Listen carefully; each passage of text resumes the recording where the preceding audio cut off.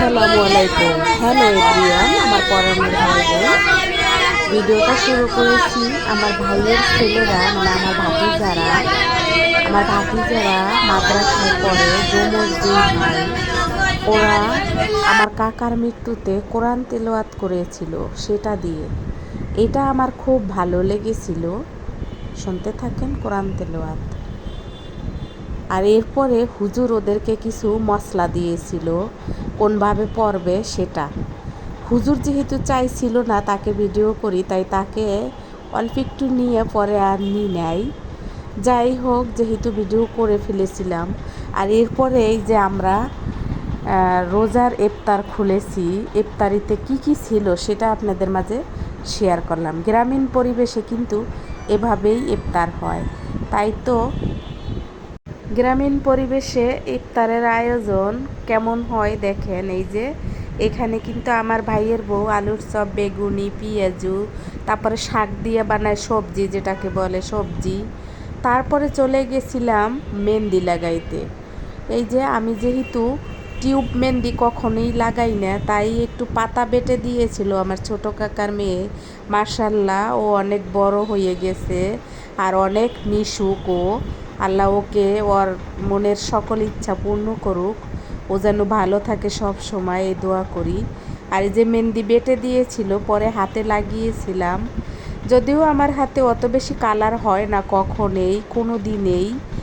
যাই হোক, আজকের ভিডিওটা কিন্তু আমার গ্রামের কিছু ভিডিও নিয়ে আমি আপনাদের মাঝে চলে এসেছি।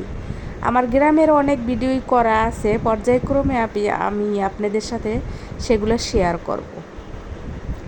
দেখতে থাকলে আসলে বুঝতে পারবেন আমার লাইফে আমি কিভাবে গ্রামের বাড়ি গিয়া চলি আর কতটুকু আমি আপনাদের মাঝে শেয়ার করি।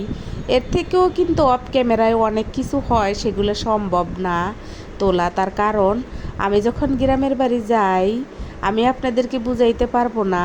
এই তো আমার ভাইয়ের একেবারে ছোট ছেলেটা, যার নাম হইল আয়মান।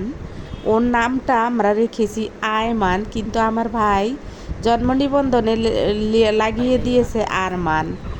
যাই হোক, আমার ভাই আসলে বুঝতে পারে নাই, সে আরমান লাগিয়ে দিয়েছে। আমরা রেখেছিলাম আয়মান, মানে আয়ের সাথে মান, খুব মান করে ও, তাই আমরা ওর নামটা আয়মান রেখেছিলাম, কিন্তু ভাই ওকে আরমান বানিয়ে দিয়েছে। যাই হোক, দেখেন। আর এখানে বসেছিলাম কিন্তু পুকুর পাড় গিয়ে, যেহেতু গরম।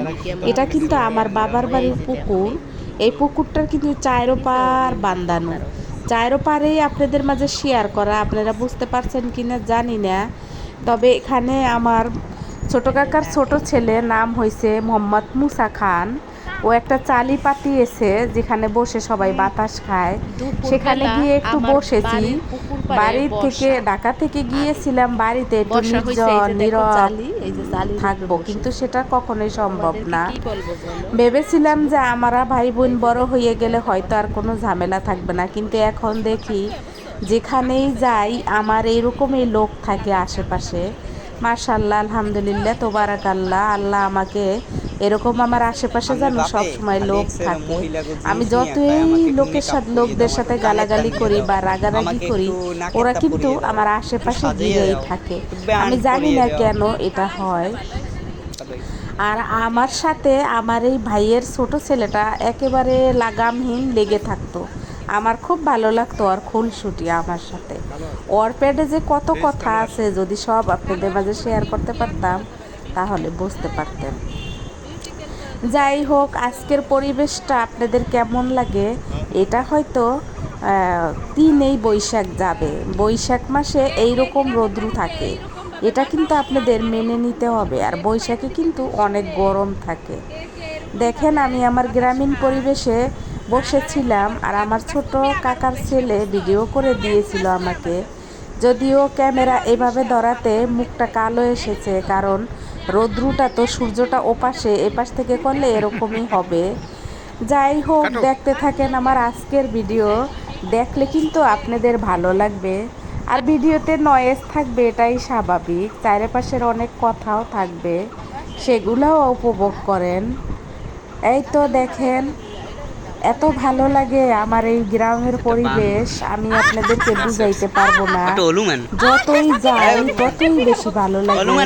আমি ছোট থেকে বড় হয়েছি, কিন্তু আমার না এই প্রকৃতি দেখতে অনিচ্ছা হয় না, কোনো অনীহা আসে না, কোনো বিরক্তি আসে না। আমার সব কিছু ছবির মতন লাগে। মনে করেন 25 বছর ধরে ঢাকা থাকি, বছরে একবার যাই বা 3-4 বছর পরে একবার যাই, তখন এত ভালো লাগে।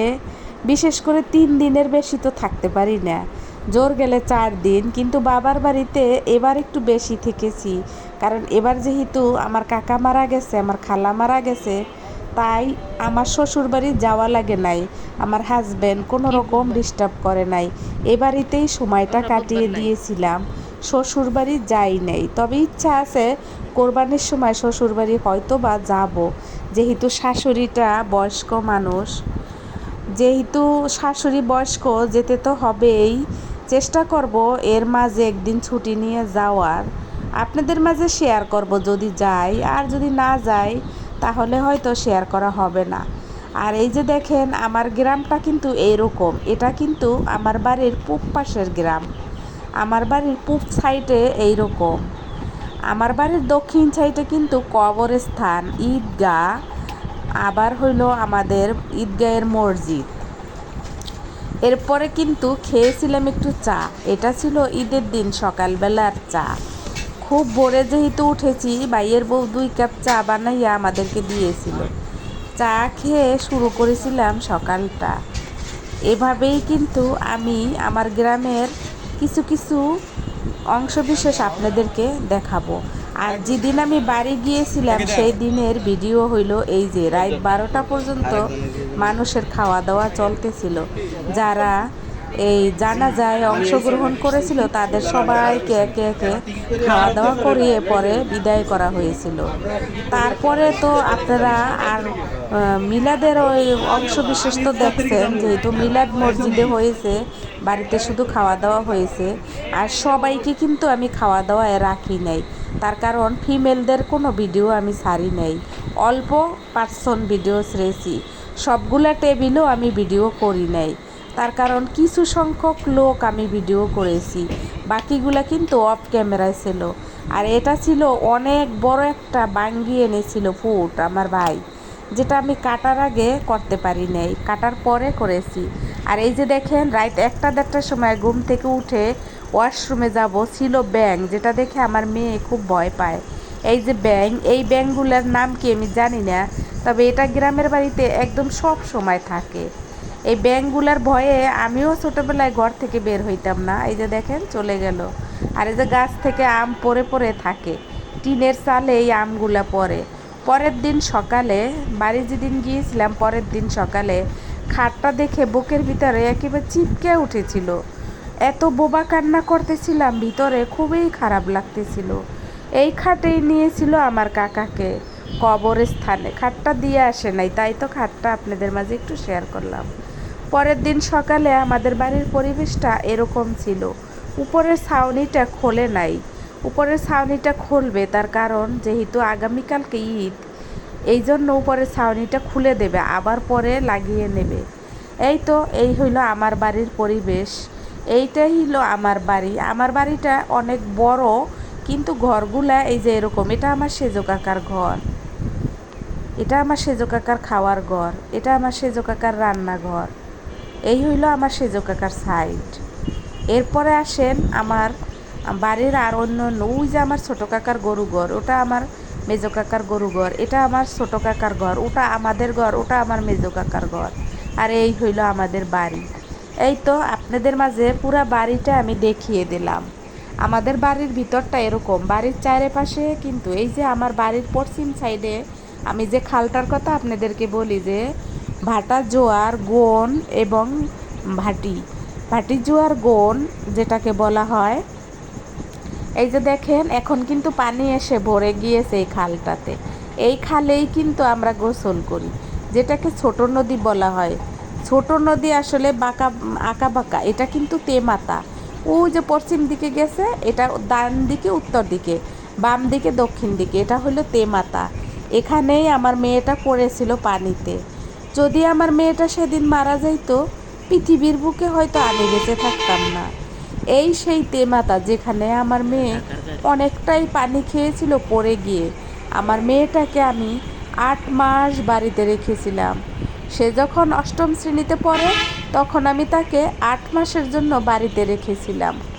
সে 8 মাস পড়াশোনা করে পরীক্ষা দিয়ে চলে এসেছিল ঢাকায়। তাকে আমি তার জীবনের 8 মাস কেড়ে নিয়েছিলাম। আর ওই 8 মাসেই ছিল আমার মেয়ের একদম মৃত্যুর মুখ থেকে ফিরে আসা। আর ওই যে দেখেন এত ভোরে ঢাকার গাড়ি চলে এসেছে। ঢাকার গাড়ি ওই যে চলে যাচ্ছে ভাঙ্গার হাটের দিকে। ওদিকে কিন্তু ভাঙ্গার হাট। আমার বাড়ির পশ্চিম পাশের গ্রাম এরকম রাস্তা এবং গ্রাম এরকম। আমার বাড়ির চারপাশেই কিন্তু রাস্তা। আর এটা আমার বাবার বাড়ি। আমার বাড়ি বলতে কিছুই নাই, কারণ আমি যেহেতু মেয়ে আমার তো কোনো বাড়ি নেই কবর ছাড়া। সে কবরটাও হবে হয়তো বাবার বাড়ি অথবা হবে শ্বশুর বাড়ি, সেটাও কিন্তু আমার নিজের না।